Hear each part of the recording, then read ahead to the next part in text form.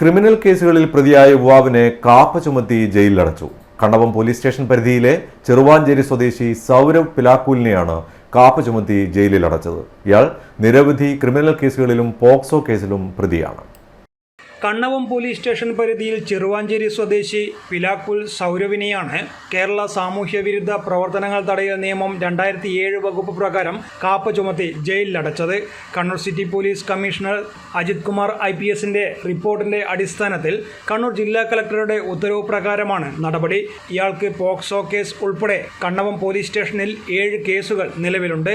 Kannavam inspector ബോസിന്റെ നേതൃത്വത്തിൽ SI Rajeevan, SCPO Vijith അത്തികൽ, Bijesh തെക്കുംപാടൻ, CPO Prajith Kannippoyil എന്നിവർ ചേർന്നാണ് ഒളിവിൽ കഴിഞ്ഞുവരുന്ന സൗരവിനെ അറസ്റ്റ് ചെയ്തത്.